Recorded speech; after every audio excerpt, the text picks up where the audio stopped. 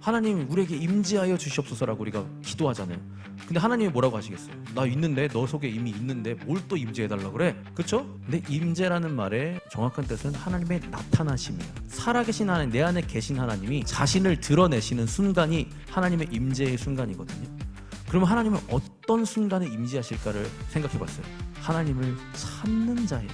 하나님을 찾지도 않는데 하나님이 임재할 이유가 없어요. 하나님은 인격적이시잖아요. 만약에 여러분이라도 누가 여러분을 부르지도 않는데 여러분 그 사람한테 가고 싶겠어요? 아무도 하나님을 찾지 않는데 하나님이 나타나실 이유가 없는 거예요. 그래서 우리의 공동체가 하나님을 찾아야겠구나, 하나님의 나타나심을 바라야 되겠구나. 그래야 하나님 나타나시지, 임재하시지. 하나님 나타내주세요. 우리 모두가 그것을 고대한다면 하나님 분명히 나타나실 거예요. 그러니까 우리는 하나님을 불러야 되고 하나님을 찾아야 되고 우리의 예배 가운데 하나님의 임재하심을 간구해야 되는 거죠. 복음에는 하나님의 의가 나타나서 믿음으로 믿음에 이르게 하나니 기록된 바 오직 의인은 믿음으로 말미암아 살리라 함과 같으니라. 인류가 잘못된 길로 가고 있던 때가 있었어요. 그때가 언제냐면 바울이 로마 황제에게 복음을 전하고 죽었잖아요. 그리고 나서 로마가 기독교를 계속 박해하다가 AD 313년쯤에 콘스탄티누스라는 황제가 밀라노 칙령을 통해서 목사가 되면 꽤 먹고 살만해졌어요. 조금 그런 야망 있는 사람들도 다 이렇게 사제가 되는 그런 시대가 되었고, 교황이라는 제도가 있었잖아요. 그래서 지금도 교황이 있지만 로마의 황제 플러스 교황 따로따로. 그래서 정교 분리가 이루어지지 않고 완전히 그냥 뭉쳐가지고 오히려 현재의 어떤 통치자보다 교황이 더 위에서 있는 그런 이제 모습이 되었어요. 거기까지는 좋다 이거죠. 그런데 거기서부터 타락이 시작이 된 거죠.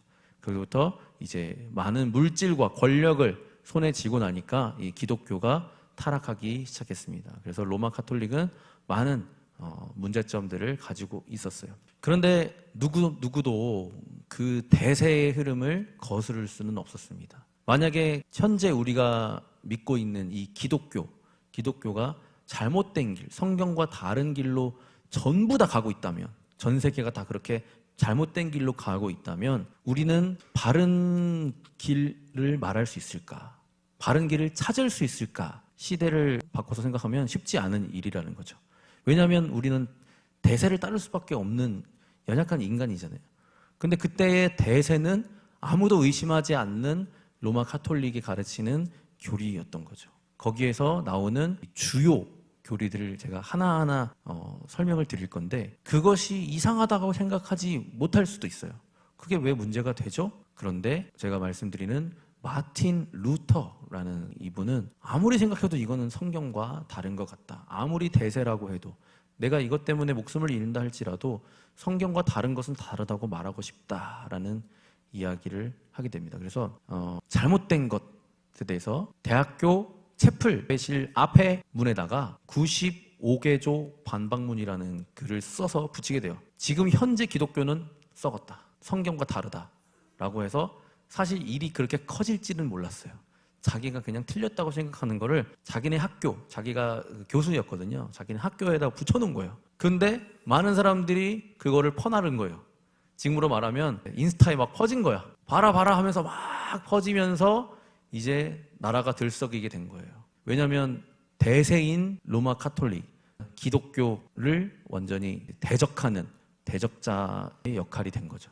그래서 루터는 뜻하지 않게 반역자가 된 겁니다. 그런데 아무리 그렇다 할지라도 마음은 두렵지만 틀린 거를 옳다고 할 수는 없었기 때문에 계속 자기의 뜻을 굽히지 않았습니다. 거기서 촉발된 것이 우리가 알고 있는 종교 개혁이에요. 로마 카톨릭에서 지금 우리 감리교처럼 개신교, 개혁교회로 이제 탈바꿈하는 시기가 그때입니다. 그래서 종교적인 연기를 멈추십시오. 연기하는 거 멈추세요. 카톨릭 교회 계속 연기만 해. 무슨 하나님을 대한 믿음은 없는데 뭔가 계속 연기만 해. 무슨 뭘 해야 된다. 자꾸 퍼포먼스만 하고 있는 그 연기를 멈추고 진짜 신앙으로 돌아오십시오라는 게 핵심이에요. 나의 노력으로 쌓아 올리는 신앙이 아니라 내 존재를 바꾸시는 복음으로 전환되어야 합니다. 나뭇가지가 죽어 있는데 사과를 거기다가 테이프로 붙여놓는다고 해서 그 사과가 살아있는 것이냐? 죽은 가지에 붙은 사과는 죽은 겁니다. 예배를 참석하고 봉사를 하고 선한 말을 한다고 해서 그것이 살아있는 사람이냐? 그렇지 않다. 그것을 외식이라고 설명을 합니다. 이 루터라는 사람이요, 수도원에서 있었어요. 그래서 누구보다 철저하게 율법을 지킨 사람입니다. 그런데 마음속 깊은 곳에서는 하나님을 사랑하는 마음보다는 두려워하는 마음이 컸어요. 내가 율법을 잘 지키지 않으면 벌을 받겠지, 삐끗하면 지옥에 가겠지 라는 두려운 마음이 있었습니다. 그리고 내가 진짜로 하고 싶은 것은 율법과 다른 거예요. 그래서 그게 자꾸 미워지는 거예요.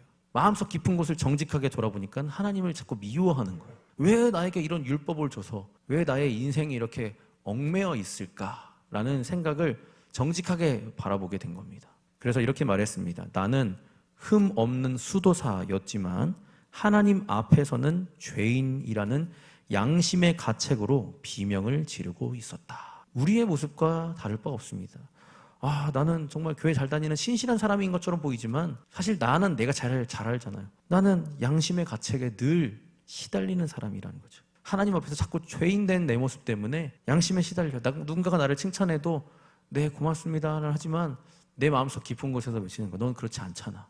넌 그 정도 아니잖아. 너 억지로 하고 있잖아. 다른 이유가 있잖아 라는 그런 양심의 소리를 듣고 있었다는 거죠. 신기하게도 루터가 쓴 책 중에 로마서 주석 서문, 로마서 주석이라는 책이 있고 거기에 이제 서문 앞에 서문이 있는데 제가 그 서문을 소개시켜 드릴 거예요. 근데 그 서문을 누가 읽었냐면 성공의 사제였던 우리의 호프 존 웨슬리가 읽었어요. 존 웨슬리가 그 로마서 서문을 읽고 내가 지금까지 믿어왔던 이것이 잘못되었다는 것을 깨닫고 1738년 5월 24일 성령이 임하게 됩니다. 그래서 지금까지 믿었던 이 퍼포먼스의 믿음, 외식하는 믿음을 접고 감리교를 창시하게 된 것이 이 루터의 로마서 주석 서문을 읽은 후였어요. 혹시 읽고 싶으시면 제 책상에 있습니다. 제가 빌려드릴게요. 누군가 읽어줬어요, 길에서. 근데 웨슬리가 지나가다가 그걸 들었어요. 그러다가 마음이 변화된 거죠. 그리스도는 이렇게 말씀하십니다. 너의 시간이나 돈이나 노동의 일부분을 원하지 않는다. 나는 바로 너를 원한다.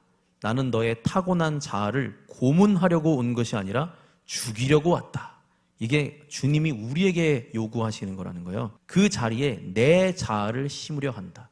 우리는 선행을 하는 척 하는 사람이 되는 것이 아니라 완전히 변화되어서 그리스도가 우리 안에서 자아를 심어버리는 거예요. 우리는 예수님께 고문당하는 존재가 아니라 죽임당하는 존재라는 거죠. 그리고 우리의 시간이나 돈이나 노동의 일부분을 주님께 드리는 것이 아니라 그냥 너 자신을 드려야 된다라고 주님께서 요구하신다는 게 순전한 기독교에서 말하고 있는 그 내용이에요. 어쨌든 간에 이 루터의 로마서 주석 서문에 제가 몇 주 전에 말씀을 드렸는데 기독교가 붕괴되는 신호는 무엇이냐?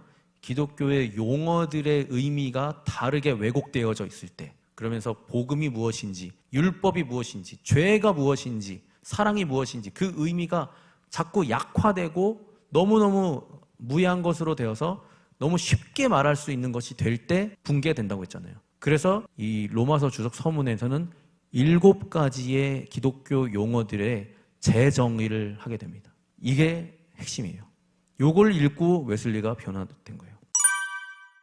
그 7가지 중에 첫 번째가 뭐냐면 율법입니다. 율법. 율법이라는 용어를 로마 카톨릭 사람들, 그 당시에 대세의 기독교인들은 이렇게 생각했어요. 율법을 무엇을 하라, 하지 말라, 그런 외형적인 규정으로 이해했어요. 우리도 그렇게 이해할 수 있죠. 법률처럼 마음은 동의하지 않지만 겉으로 행동만 지키면 율법을 준수한 것으로 여겼다. 지금 우리가 들으면 그렇지 않잖아. 그래도 마음으로 지켜야 되는 게 하나님이 그렇게 원하시는 거겠지. 우리는 좀 쉽게 알잖아요. 왜? 우리는 개혁된 교회에서 그렇게 배웠기 때문에. 하지만 당시의 사람들은 너무나 당연하게도 율법은 그냥 지켜야 되는 거였어요. 마음이 어쨌든 간에 지켜야 되는 거였어요. 그런데 루터는 이게 아니라는 것을 깨달은 사람이라는 거죠. 이로 인해서 이 로마 카톨릭, 기독교, 당시 기독교의 성도들은 외식에 빠지게 됐고요. 마음속에는 하나님을 향한 적대감과 불평이 가득한데도 겉모습만 꾸며 스스로 의롭다고 착각했습니다. 또한 자신은 겉으로 율법을 지킨다는 명분으로 타인을 쉽게 정죄하는 교만에 빠지게 됩니다. 그렇겠죠? 내가 힘쓰고 애써서 율법을 지켰으니까 안 지키는 사람들 보면 짜증나죠. 나는 이렇게 노력했는데. 여러분 조금만 일찍 왔는데 어떤 사람은 5분씩 지각해. 그럼 난 일찍 온 게 막 갑자기 화가 나잖아요. 나 일찍 와서 5분 동안 기다렸는데 너 왜 늦게 와? 그런 마음이 당연히 드는 거예요. 당시의 사람들이 다 그랬다는 거예요. 그래서 기독교를 믿는다고 하는 사람들이 다 날카로웠어요. 항상 교만하고. 근데 루터는 이렇게 말합니다. 율법은 영적인 것이다. 영적인 것이다.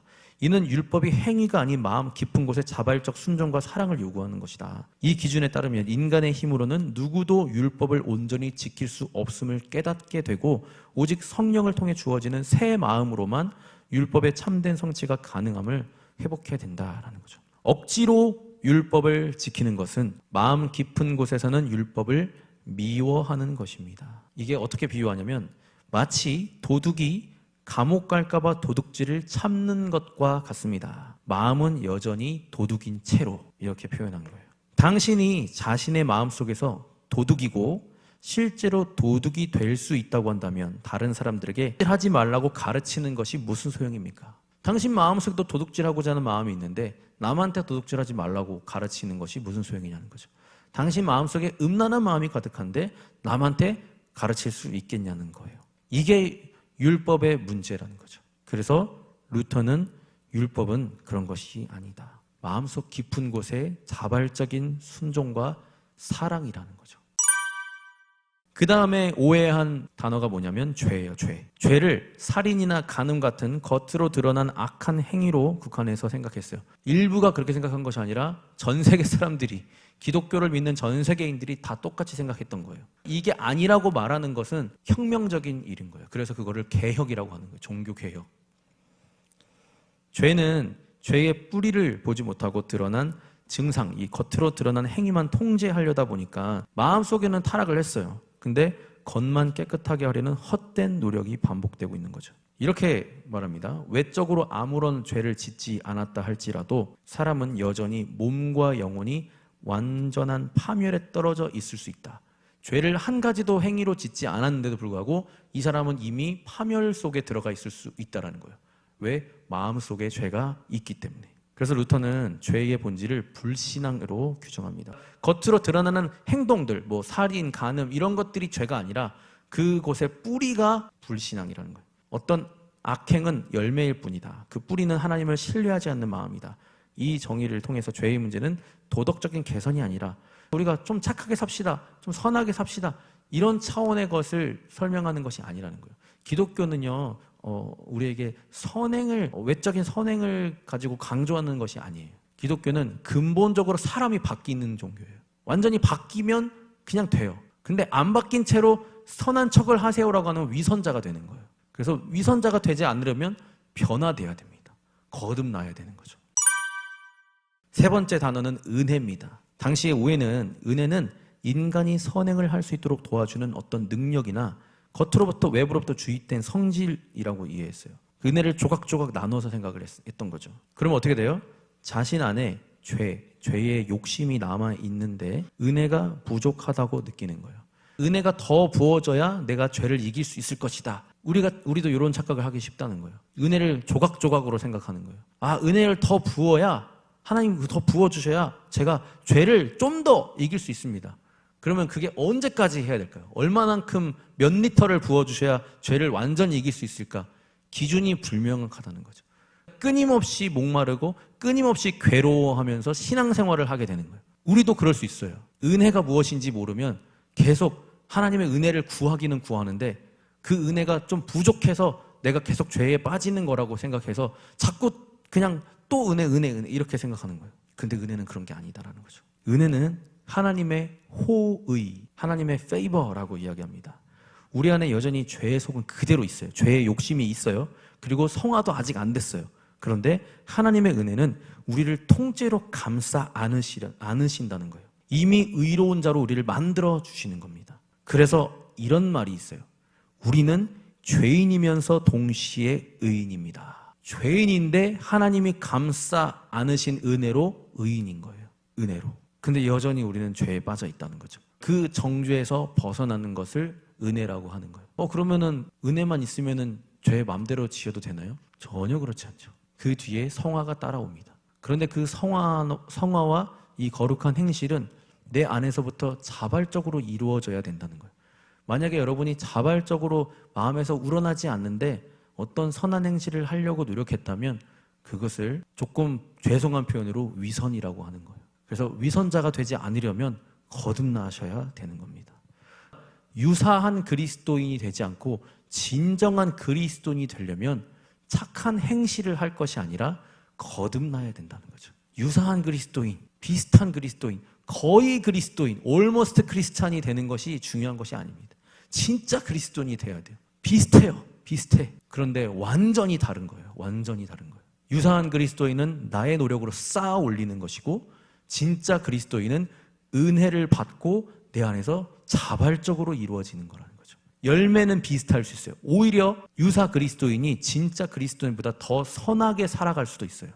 그 사람의 의지력이 대단하다면 그렇게 될 수도 있습니다.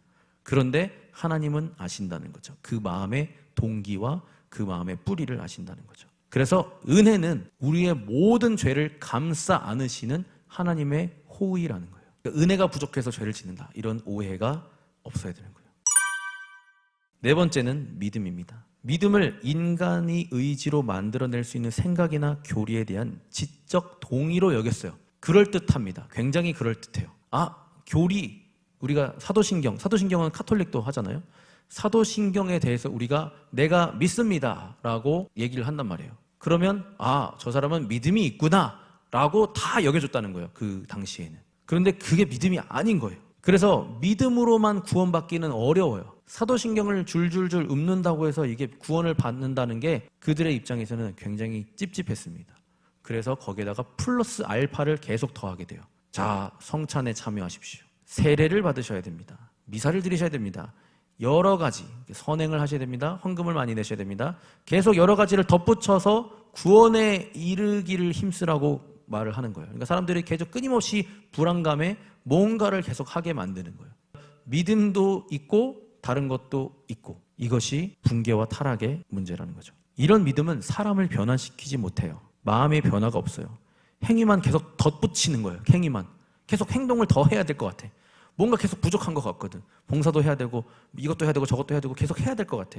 구원을 계속 천국에 내가 다 쌓아 올라가야 될 것 같은 그런 생각이 되고 신앙생활이 괴로워집니다. 그래서 신앙생활하는 사람들이, 제대로 신앙생활을 하려고 하는 사람들이 다 고통스러워했어요. 기쁨이라는 게 없었습니다. 그리고 아무런 능력이 나타나지 않았어요. 그런데 루터는 믿음은 그게 아니다.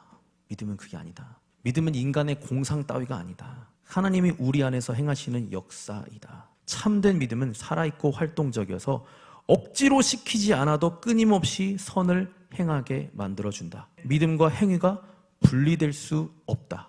믿음 플러스 행위가 아니라 믿음 안에 행위가 포함되어 있다는 거죠. 그래서 이렇게 말합니다. 믿음은 선행이 어디 있느냐고 묻지 않고 오히려 그러한 질문이 던져지기 전에 선행을 이미 행하고 있습니다. 그리고 그 다음에 이렇게 말합니다. 이런 식으로 활동하고 있지 않는 사람은 믿음이 없는 사람입니다. 믿음이 있으면 선행은 자동으로 된다. 선행이 없으면 믿음이 없는 것이다. 그래서 믿음 안에 모든 것이 다 들어있다. 그래서 오늘 읽은 로마서 1장 17절이 뭐예요? 믿음으로 믿음에 이르게 하나니. 이게 되게 약간 말이 어렵잖아요. 믿음으로 믿음에 이르게 한다. 믿음이 출발점이라는 거예요. 선행으로 믿음에 이른다. 이 두 번째 나오는 믿음은 완전한 믿음에 이르는 거예요. 우리가 구원에 이르는 믿음, 완전한 믿음에 이르는 그 방법이 무엇이냐? 그것도 믿음이라는 거예요. 믿어야 믿어지는 거예요. 그러니까 믿음이 생겨야 선행도 하고, 믿음이 생겨야 모든 것들이 다 되어지는 거예요. 그 지난번에 말했잖아요. 믿어 순종하게 하나니. 믿어야 순종할 수 있고 믿어야 기뻐할 수 있어요. 믿음이 생기면 다 가능해요. 그런데 믿음이 안 생기면 이 모든 것들이 위선이 된다는 거죠. 그러니까 믿음이 모든 것을 여는 열쇠라는 거예요. 믿음은 살아있고 창조적이고 적극적이고 강력한 것입니다. 불에서 열과 빛을 분리하는 것이 불가능한 것처럼 믿음에서 행위를 분리하는 것은 불가능합니다. 불이 있으면 뜨거움은 당연히 따라오듯 진짜 믿음이 들어오면 삶의 변화는 억지로 짜내는 것이 아니라 저절로 흘러나옵니다. 그렇게 되면서 이제 다음 용어인 의, 이어지는 거예요. 자, 의로움이라는 게 뭘까? 당시에 철학자들의 영향을 받아서 인간이 선한 행동을 반복하면 습득되는 거라고 했어요. 습관처럼. 선한 행동을 자주 하다 보면 의로워진다. 우리는 약간 좀 이게 이상하죠. 왜냐면 우리는 제대로 말씀을 깨달았기 때문에 이게 이상할 거예요. 근데 당시의 사람들은 당연하고 진리였어요, 이게. 그래서 선행을 많이 하려고 노력했어요. 선행을 많이.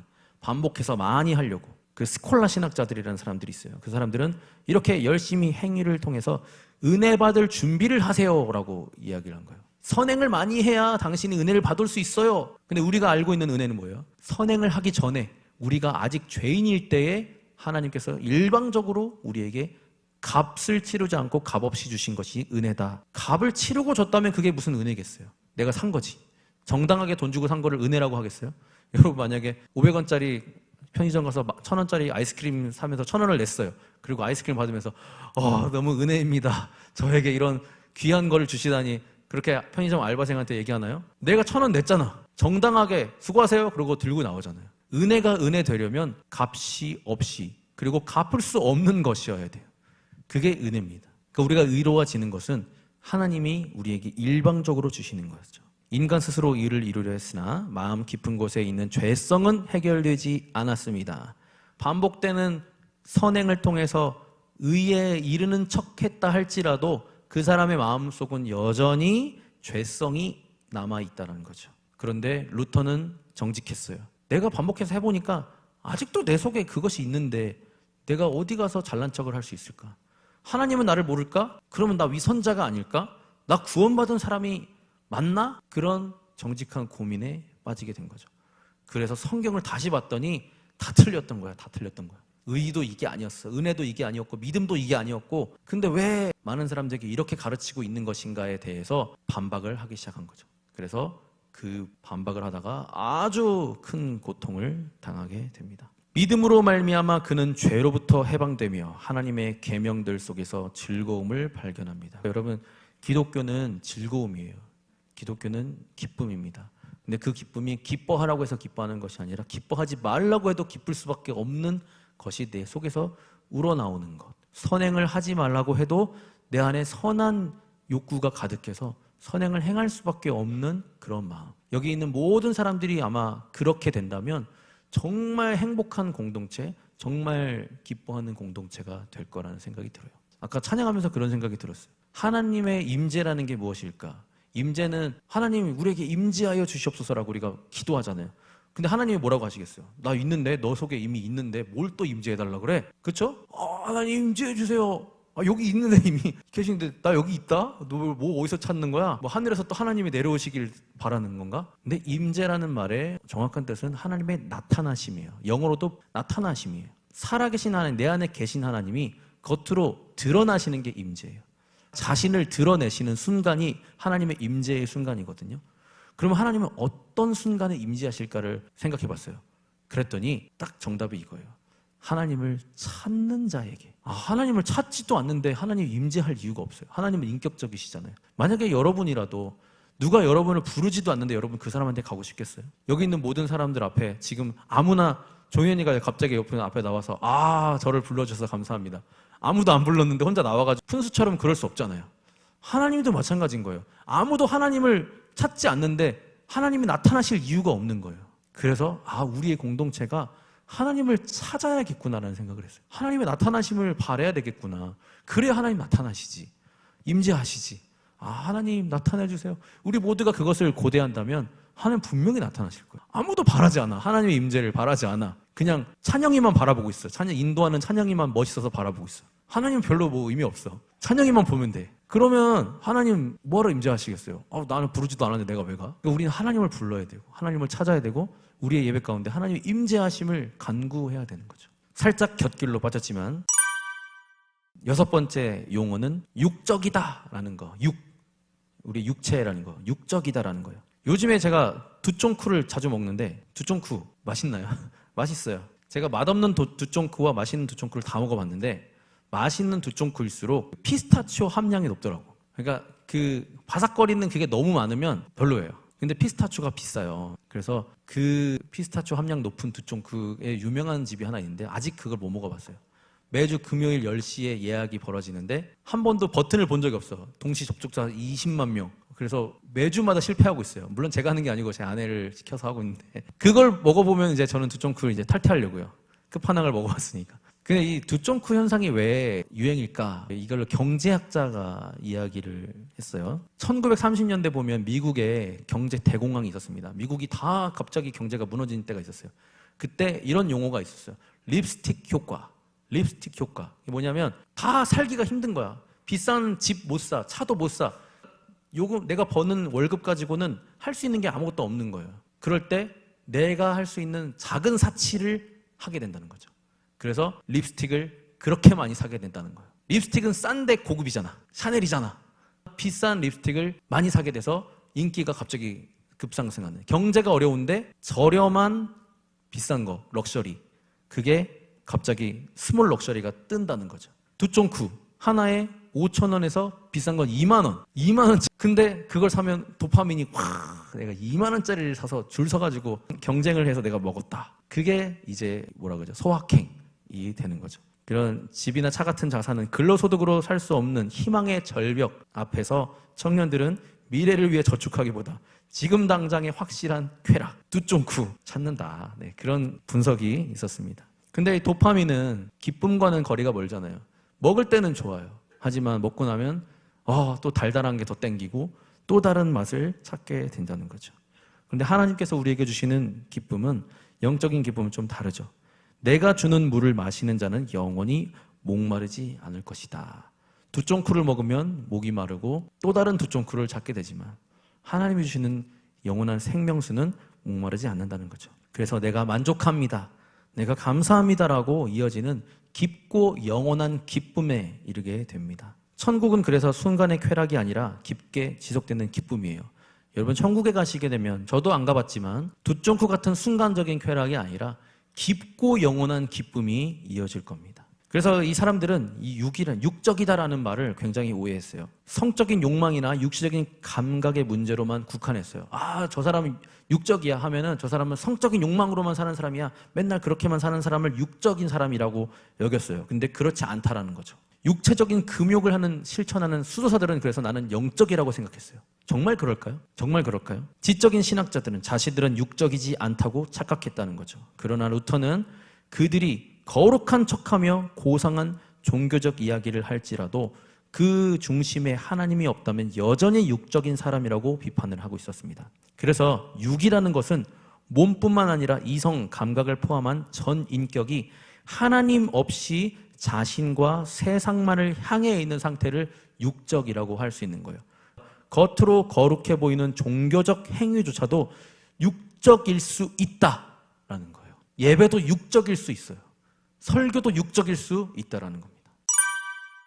마지막입니다. 영적인 것은 무엇인가? 영을 물질과 반대되는 개념으로 생각했어요. 성직자의 종교 활동이라고 생각했어요. 그래서 일상의 삶과 신앙을 분리했어요. 수도원에 들어가면 돼요. 특별한 종교적 행위를 하면 영적인 사람이라고 여겼습니다. 정말 그럴까요? 그렇지 않습니다. 루터는 영을 물질적인 것이 아니라 하나님과 내세를 향해 깨어있는 삶의 태도로 정의하는 거예요. 베드로가 고기를 잡는 일상적인 노동조차도 믿음 안에서 행한다면 가장 영적인 행위가 될 수 있는 거예요. 여러분이 아르바이트를 해도, 여러분이 학교에서 공부를 해도, 여러분이 무엇을 해도 그것이 영적일 수 있다는 거예요. 어떤 사람은 그렇게 생각하죠. 제가 일주일 동안, 6일 동안은 육적인 일을 하다가 오늘 주일날 와서 영적인 예배를 드리고 있습니다. 아니라는 거예요. 여러분이 살아가는 모든 삶이 하나님을 향해 있다면 그것이 영적인 것이라는 거죠. 일, 직업 이런 것에 대한 개념이 바뀔 수 있는 거예요. 여러분이 하는 모든 일들이 하나님을 향해 하신다면 영과 내세를 바라보며 살아가는 사람은 성직자가 아니어도 영적입니다. 몸과 현세를 바라보며 살아가는 사람은 성직자라도 육적인 것입니다. 이해가 되시죠? 그래서 영적인 것과 육적인 것의 구분은 하나님이지 그 사람이 무엇을 그렇게 하고 있느냐 그런 것이 아니라는 이야기입니다. 그래서 오늘은 이 기독교 용어들에 대해서 다시 재정의를 해봤습니다. 대단한 사람이에요. 그죠? 하나님의 특별한 은혜를 받은 것 같아요.